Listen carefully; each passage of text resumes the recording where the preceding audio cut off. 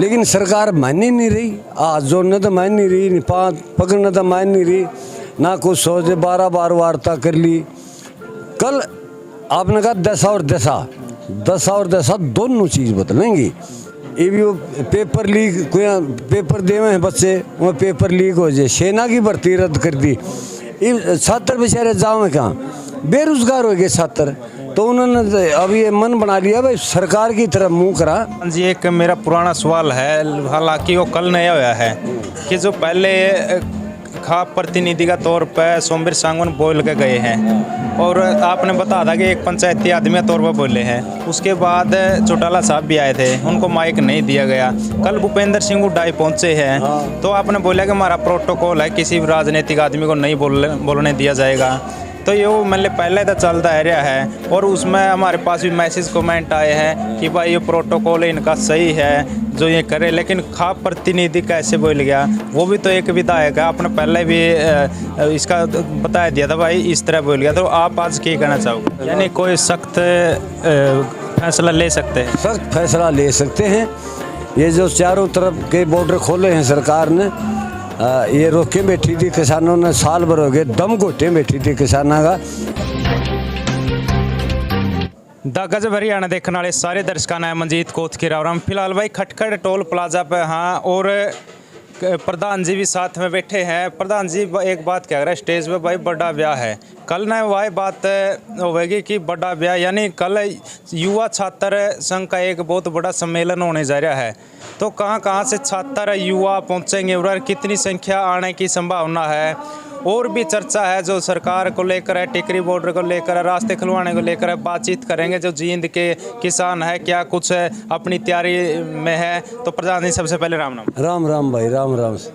प्रधान जी जैसे आप क्या करो कोई बड़ा प्रोग्राम है भाई, बड़ा ब्याह है, तो तड़के के कुछ प्रोग्राम है, कितने संख्या आने की संभावना? भाई तड़के वाया वाली बात है, बड़ा ब्याह है।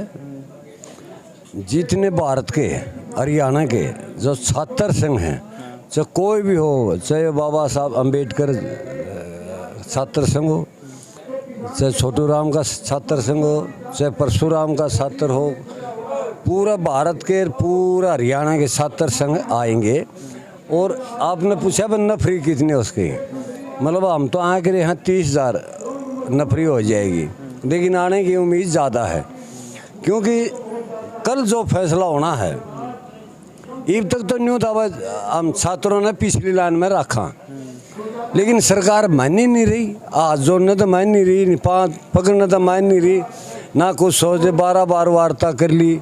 फिर कहा भाई एक कॉल दूर सुन प्रधानमंत्री जी ने, वो भी बात नहीं करी। सारे दोस्त कहीं भी हम तो भी ये डर गए हरियाणा में कोई भी कांड किसी तरह का वो किसाना का लागन लग गया। अब कल वाली जो बात है, कल एक किसान आंदोलन, मजदूर आंदोलन कल अपना रुख बदलेगा, एक ऐसा रुख बदलेगा और सरकार को ये समझ में नहीं आओगी भाई ये होया तो होया के, क्योंकि 12 महीने को थोड़े को नहीं होंगे भाई सब। जैसा आपने स्टेज से बोला कि दशा और दिशा बदलने का काम कराएं कल है, हाँ। तो किस तरह दशा और दिशा बदलोगे आप? क्योंकि छात्रों ने भी आगे आना पड़ा है, ऐसी क्या मजबूरी होगी कि छात्रों को भी आना पड़ा है? एक स्टूडेंट होने के नाते वो अपना काम छोड़ कर, पढ़ाई छोड़ कर आगे आना उनकी मजबूरी हुई है। क्योंकि स्टूडेंट जो आ रहे हैं नहीं, उनको ये मनसा होगी उनकी कि सब कुछ बेच दिया इस सरकार ने, ना नौकरी, ये भी वो पेपर लीक, कोई पेपर देवे हैं बच्चे, वो पेपर लीक हो जाए, सेना की भर्ती रद्द कर दी, ये छात्र बेचारे जाओ कहाँ, बेरोजगार हो गए छात्र। तो उन्होंने अभी ये मन बना लिया भाई सरकार की तरफ मुंह करा, और ये जो किसाना का मजदूरों का आंदोलन हम इन्हीं में भाग लिया, और कहीं तो नौकरी निकलेगी, कोई तो कानून बदलेगा। इसलिए छात्रा का मूड हो गया। हमने सर्वे कर लिया पूरा हरियाणा में, पूरा भारत में।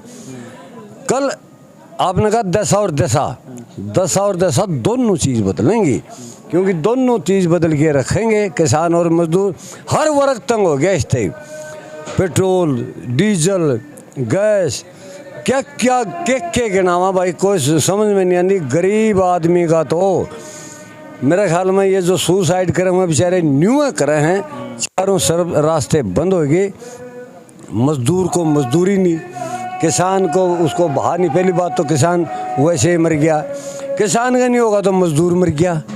दामन चोली का चोला था आज़ादी के बाद, पहले भी था मजदूर किसान का। लेकिन सरकार का यूँ है जात वात फैला के ये कर दो वो कर दो।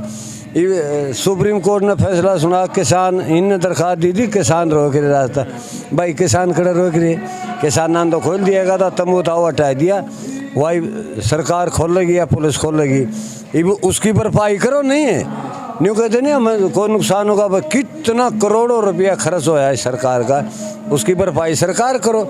उस पर मुकदमा चलना चाहिए, दिल्ली पुलिस पर सरकार पर मुकदमा चलना चाहिए। ये कोई जान यानी जो क्षतिपूर्ति कानून आया उन पर भी लागू है सरकार और दिल्ली पुलिस पे? लागू सब पर लागू होना चाहिए। कानून तो सबके लिए, संविधान में कानून तो सबके लिए है।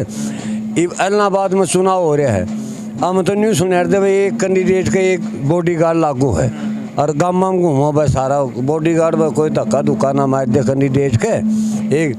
एक पुलिस के साय में इलेक्शन हो रहा है, पुलिस ऐसा काम है प्रचार वाले काम और सिक्योरिटी गार्ड फोर्स ज़्यादा है। ये वो देश का खर्चा पड़ा है, प्रदेश के पे खर्चा पड़ा है। इलाहाबाद में इतना खर्चा हो गया, अब मिलिट्री बुला ली, फोर्स बुला ली, क्यों भाई वोट मांगे हैं ये मिलिट्री फोर्स की परीक्षा ले हैं। वोट मांगो काम हम जाएगी, जो दिया देवेगी समाज देगा उसमें बन जाएंगे। पुलिस के साय में कड़े तक रहेंगे भाई, पुलिस के साय में कड़े तक रहेंगे।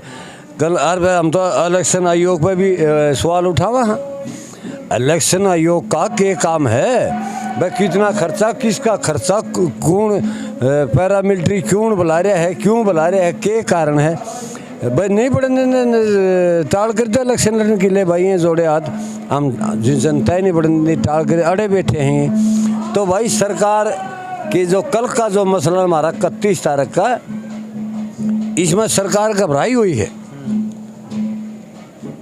प्रशासन भी घबराया हुआ है भाई, क्या होगा ये तो भाई कल के बाद ही बताएंगे, क्या होगा और क्या ना होगा। ये तो पहला कुछ नहीं कह सकते। हमने तो इतनी चिंता भाई, इतनी पब्लिक आ गई अरे, इतना मतलब देश का रुख हो रहा है, हमने तो उनकी व्यवस्था करने में हम व्यस्त रहेंगे कि भाई किसी भाई को प्रॉब्लम ना हो। प्रधान जी क्या बड़ा फैसला हो सकता है? अभी कुछ नहीं कह सकते भाई, बड़ा फैसला कोई भी हो सकता है, कोई भी बड़ा फैसला, यानी कोई सख्त फैसला ले सकते हैं, सख्त फैसला ले सकते हैं। ये जो चारों तरफ के बॉर्डर खोले हैं सरकार ने, ये रोके बैठी थी किसानों ने, साल भर हो गए दम घोटे बैठी थी किसानों का, इसके बारे में भी कोई भी बड़ा फैसला ले दे, पहला को नहीं बतावा, वो तो तड़के बतावांगे क्या होगा क्या ना होगा। यानी युवा पूरे जागरूक हो चुके हैं इस बात को लेकर कि जो सरकार है, मौजूदा सरकार है, ये कहीं ना कहीं युवाओं को बेरोजगार करने में, शिक्षा से वंचित रखने में आगे बढ़ रही है। स्कूल बंद कर दिए, ठेके खोल दिए।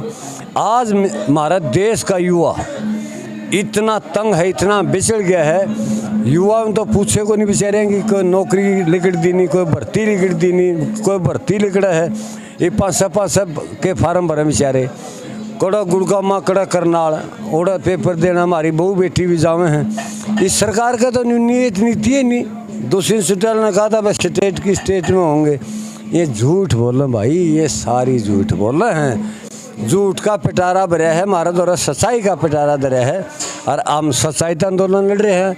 ये भी आग अग्नि लगाना चाहें देश में, हम आग देश ने, देश किसान मजदूर का है, हमारे गरीब भाइयों का देश है, इनका देश नहीं, इन देश की चिंता नहीं, हमने जरूर देश की और प्रदेश की चिंता है। प्रधान जी एक मेरा पुराना सवाल है, हालांकि वो कल नया हुआ है, कि जो पहले खाप प्रतिनिधि का तौर पर सोमवीर सांगवान बोल के गए हैं, और आपने बताया था कि एक पंचायती आदमी के तौर पर बोले हैं, उसके बाद चौटाला साहब भी आए थे, उनको माइक नहीं दिया गया। कल भूपेंद्र सिंह हुड्डा पहुंचे हैं, तो आपने बोला कि हमारा प्रोटोकॉल है, किसी भी राजनीतिक आदमी को नहीं बोलने दिया जाएगा। तो ये मतलब पहले तो चलता है रहा है, और उसमें हमारे पास भी मैसेज कमेंट आए हैं कि भाई ये प्रोटोकॉल इनका सही है जो ये करे, लेकिन खाप प्रतिनिधि कैसे बोल गया, वो भी तो एक विधायक है, आपने पहले भी इसका बता दिया था भाई इस तरह बोल गया। तो आप आज क्या कहना चाहोगे? दूसरा ये आया था अपने खटखट टोल पर खाप प्रतिनिधि बन के, और खाप प्रतिनिधि बने थे, लेकिन दोबारा हमने प्रोटोकॉल में शामिल कर लिया। सांगवान को दोबारा आया था, वो भी नहीं हमने बोलन दिया भाई वो MLA है, तो राजनीतिक हो गया। तो उसने कुछ नहीं कहा हमारा दी, बोला ठीक है जो तारा बंधन है प्रोटोकॉल है आप उसे भरियो। दोबारा हमने वो भी नहीं बोलन दिया भाई, वो मान गया, सारे मान गए। कल भूपेंद्र हुड्डा मान गया, सारे मान गए। मतलब हमारा प्रोटोकॉल है, अगर हम ये किसी राजनीति भाई को बोलन, हमने दुख दर्द किसी तो दुश्मनी नहीं। मैंने ये सवाल इसलिए पूछा क्योंकि जो चौटाला साहब आए थे उस टाइम पर आपकी एक फोटो वायरल करी गई थी कि प्रधान जी कांग्रेसी है। अगर कांग्रेसी होते तो कल भूपेंद्र सिंह हुड्डा बोल सके थे। इनका तो झूठ बोलने का तरीका हो गया। इनने मार तो करा के इल्जाम लाए, दूसरी गलत फोटो, उस गलत फोटो कांग्रेसी। हम कहें कि कांग्रेसी हर क्या के राजनेता। हाँ, हमने तो 3 काले कानून दिखे ही और MFC पर गारंटी दिखे। ये लोग वो फालतू लोग हैं जो जिन्हें कोई काम नहीं, ना आंदोलन का काम है ना किसी का काम है। कि मैं तो 2 सलाम में बेचारे घर बैठे बैठे सांझ ने ये फेसबुक पर लिखें, कि मैं तो लिखें बेचारे रख किसाना की लिखो, मजदूरा की लिखो, हमारे युवा बेरोजगार जो करिए बेचारी गैर उस टाइम आपने एक बात कह दी कि बीजेपी की IT सेल कर रही है यानी आंदोलन किस तरह टूटा है, इसलिए ये फैला रहे हैं। ये जो भाजपा के लोग हैं नहीं, ये क्यों नहीं देश हित में काम कर रहे, क्यों नहीं समाज हित में काम कर रहे। जब इनने बता दिया कोरोना काल में अंधेरे में, ये सारे कानून अंधेरे में लाए। अंधेरे में क्यों लाओ, दंगल में लाओ, कोई नाटे तो टाल कर दे। इनका जरूरी है देश इसने घना प्यारा है। कहे मंदिर मारा ही हो यू कौन साहब वो मंदिर है, क्यों भाई हमें हमारा मंदिर नहीं है कि भाजपा का क्या। जो कुछ सरकार आएगी तो सब रेल बेच दी, जहाज बेच, सबका भाजपा का हो गया। हमें तो देश ने बचा दे फिर ये उजाड़ दे फिर देश ने। इसलिए भाजपा का पत्ता कटिया। क्यों कटिया? युवा छात्र सम्मेलन है के हर इलाके में 7,356 गांव हैं। हर युवा हर गांव में रहेंगे, 50-50 युवा। भाजपा का कोई खाना नहीं आगे। ठीक है प्रधान, ठीक है भाई, धन्यवाद। तो भाई प्रधान जी के विचार सुने हैं। और जो कल के महासम्मेलन होने जा रहा है तो इसमें बहुत बड़ी संख्या का अंदेशा है, क्योंकि बहुत ज़्यादा संख्या युवाओं की जुटने वाली है।